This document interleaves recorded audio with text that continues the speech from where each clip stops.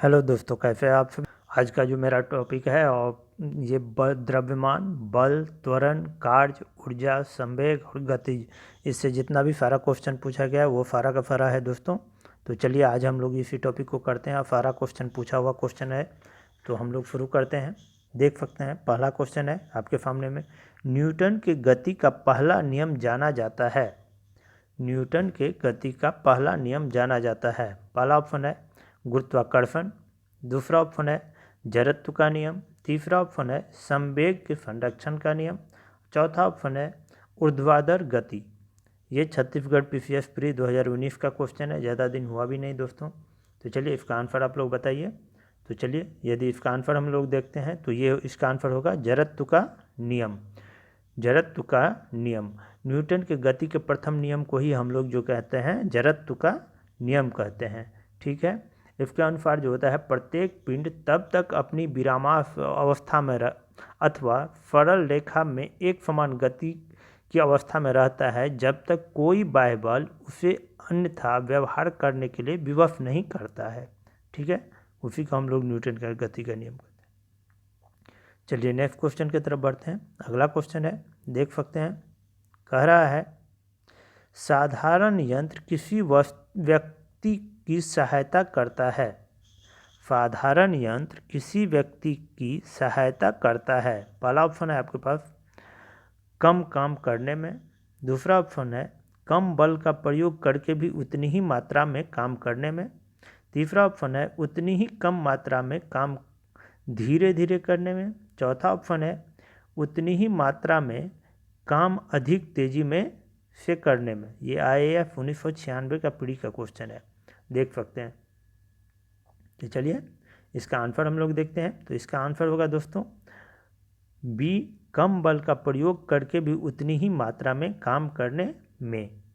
ठीक है, एक्चुअली होता क्या है, साधारण यंत्र किसी व्यक्ति द्वारा कम बल प्रयोग करके भी उतनी ही मात्रा में काम करने में सहायता करता है। ठीक है, चलिए नेक्स्ट क्वेश्चन की तरफ बढ़ते हैं। अगला क्वेश्चन है, देख सकते हैं आप, कह रहा है एक व्यक्ति एक संवेदनशील सेंसिटिव तराजू पर खड़ा है। यदि वह गहरी सांस अंदर लेता है तो तराजू की रीडिंग, मतलब तराजू का जो मीटर है वो क्या होगा, बढ़ेगा। दूसरा ऑप्शन है घटेगा, दूसरा ऑप्शन है रीडिंग पर कोई प्रभाव नहीं पड़ेगा, और चौथा ऑप्शन है वह बढ़ेगा या घटेगा यह वायुमंडलीय दबाव पर निर्भर करता है। ये UPPCS मेंस 2013 का क्वेश्चन है दोस्तों। तो चलिए इसका आंसर आप लोग बताइए। तो चलिए इसका आंसर हम लोग देखते हैं। तो इसका आंसर जो होगा वो बढ़ेगा। ठीक है, व्यक्ति के गहरी सांस लेने से तराजू का जो रीडिंग होगा वो बढ़ेगा। ठीक है, चलिए नेक्स्ट क्वेश्चन की तरफ बढ़ते हैं। अगला क्वेश्चन है, देख सकते हैं आप, कह रहा है वॉशिंग मशीन का कार्य सिद्धांत है। वॉशिंग मशीन का कार्य सिद्धांत है। पहला ऑप्शन है अपकेंद्रण, दूसरा ऑप्शन है अपवोहन, तीसरा ऑप्शन है उत्क्रम परासरण, और चौथा ऑप्शन है विसरण। तो आपको इसका आंसर बताना है दोस्तों। तो चलिए इसका आंसर हम लोग देखते हैं। तो इसका आंसर जो होगा वो होगा आपको अपकेंद्रण। क्या होगा, अपकेंद्रण। एक्चुअली बल जो परिमाण में अभिकेंद्रीय बल के बराबर होता है परंतु जिसकी दिशा अभिकेंद्रीय बल के विपरीत होता है अपकेंद्रीय बल कहलाता है। ठीक ना, जिसको सेंट्रीफ्यूगल फोर्स कहते हैं। जैसे कपड़ा साफ करने की मशीन हुआ, दूध से मक्खन निकालने की मशीन हुआ, ये सब फरवा जो है वो आपको अपकेंद्रीय बल के सिद्धांत पर ही कार्य करता है दोस्तों। ठीक है, चलिए नेक्स्ट क्वेश्चन की तरफ बढ़ते हैं। देख सकते हैं अगला क्वेश्चन है, कह रहा है प्रक्षालन मशीन की कार्य प्रणाली का सिद्धांत है। प्रक्षालन मशीन की कार्य प्रणाली का सिद्धांत है। पहला ऑप्शन है आपके पास, देख सकते हैं अपकेंद्रीकरण, दूसरा ऑप्शन है अपवोहन, तीसरा ऑप्शन है प्रतिक्रम परासरण, और चौथा ऑप्शन है विसरण। ये उत्तराखंड लोअर 2010 प्री में का क्वेश्चन है दोस्तों। तो चलिए अभी हम लोग ये क्वेश्चन किए भी हैं। तो इसका आंसर जो होगा वो होगा आपको अपकेंद्रीकरण। क्या होगा, अपकेंद्रीकरण। ठीक है, चलिए नेक्स्ट क्वेश्चन की तरफ बढ़ते हैं। अगला क्वेश्चन है, देख सकते हैं आप, कह रहा है निम्नलिखित में से कौन सी राशि सदिश नहीं है। पूछ रहा है निम्नलिखित में से कौन सी राशि सदिश नहीं है। पहला ऑप्शन है विस्थापन, दूसरा ऑप्शन है वेग, तीसरा ऑप्शन है बल और चौथा ऑप्शन है आयतन। तो ये कह रहा है कौन सा सदिश राशि नहीं है। तो चलिए इसका आंसर हम लोग देखते हैं। तो इसका आंसर जो होगा वो होगा आयतन। आयतन जो है वो सदिश राशि नहीं है।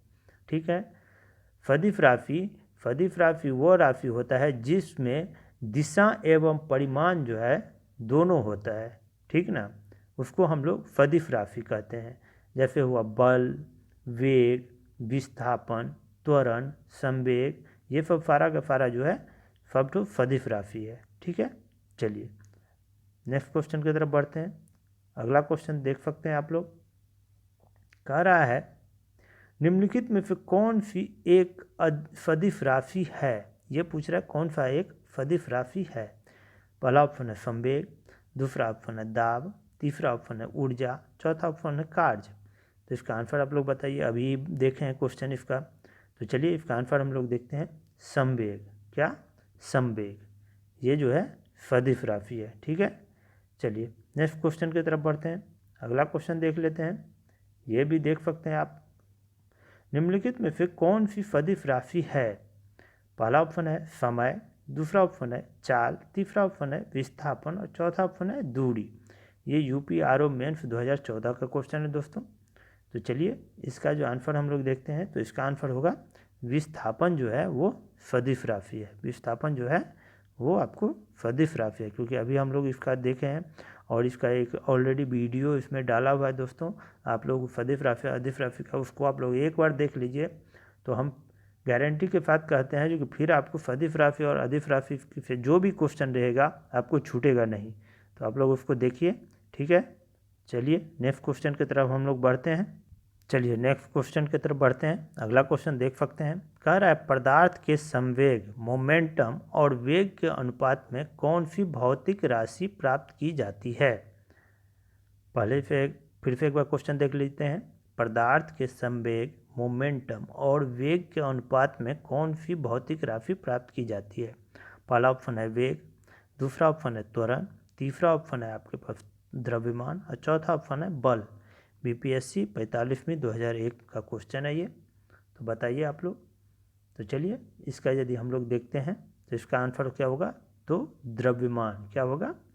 द्रव्यमान। एक्चुअली संवेग बराबर जो होता है वो संवेग बराबर होता है आपको द्रव्यमान गुने वेग। ठीक है, तो यदि हम द्रव्यमान को यदि देखें तो संवेग बाय वेग हो जाएगा। ठीक है, चलिए नेक्स्ट क्वेश्चन की तरफ बढ़ते हैं। अगला क्वेश्चन है, देख सकते हैं आप। कह रहा है बल गुणनफल है, बल गुणनफल है द्रव्यमान और वेग का। दूसरा ऑप्शन है द्रव्यमान और त्वरण का। तीसरा ऑप्शन है भार और वेग का। चौथा ऑप्शन है भार और त्वरण का। ये बीपीएससी 45वीं प्री 2001 का ही क्वेश्चन है दोस्तों। तो चलिए इसका यदि हम लोग आंसर देखते हैं तो इसका आंसर होगा द्रव्यमान और त्वरण का।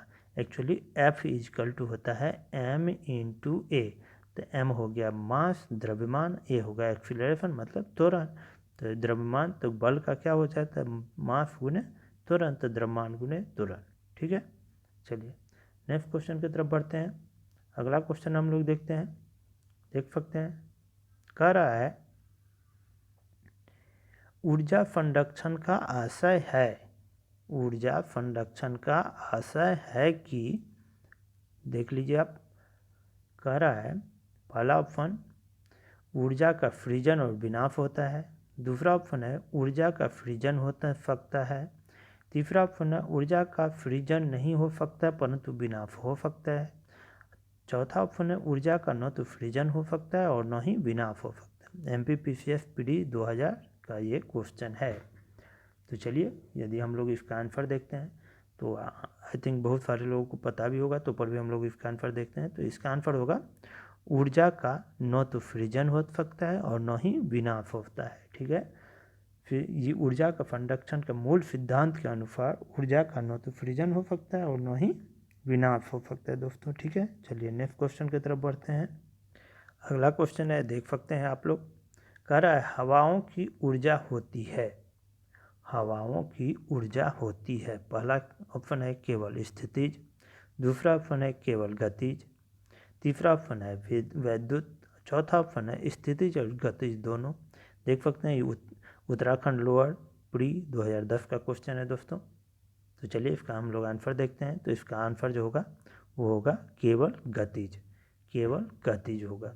बहती हुई हवा में केवल गतिज ऊर्जा ही होती है। ठीक ना, हवाओं की गतिज ऊर्जा को ऊर्जा के अन्य रूपों जैसे हुआ आपको विद्युत या यांत्रिक ऊर्जा में परिवर्तित किया जा सकता है। ठीक, चलिए नेक्स्ट क्वेश्चन की तरफ बढ़ते हैं। देख सकते हैं अगला क्वेश्चन कह रहा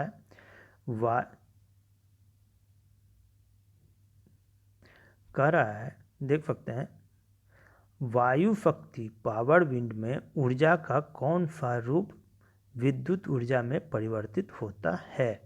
फिर से एक बार देख लीजिए, कह रहा है वायु शक्ति जिसे पावर विंड भी कहा जाता है में ऊर्जा का कौन सा रूप विद्युत ऊर्जा में परिवर्तित होता है। पहला ऑप्शन है आपके पास गतिज ऊर्जा, दूसरा ऑप्शन है स्थितिज ऊर्जा, तीसरा ऑप्शन है सौर ऊर्जा, चौथा ऑप्शन है विकिरण ऊर्जा। देख सकते हैं यूपीपीसीएस प्री 2016 का क्वेश्चन है दोस्तों। तो चलिए इसका जो यदि हम लोग आंसर देखते हैं तो इसका आंसर जो होगा वो होगा आपको गतिज ऊर्जा। क्या होगा? गतिज ऊर्जा। बहती वायु से उत्पन्न की गई ऊर्जा को पवन ऊर्जा कहते हैं। ठीक है, पवन ऊर्जा के उत्पादन के लिए हवादार जगहों पर पवन चक्कियां को लगाया जाता है, जिसके द्वारा वायु की गतिज ऊर्जा यांत्रिक ऊर्जा में परिवर्तित हो जाती है। ठीक है, जिससे कि विद्युत ऊर्जा में परिवर्तित करके ये आपको हम लोग को जो है वो पावर विंड की तरह काम करता है और विद्युत ऊर्जा में परिवर्तित हो जाता है। ठीक है, चलिए नेक्स्ट क्वेश्चन की तरफ बढ़ते हैं। अगला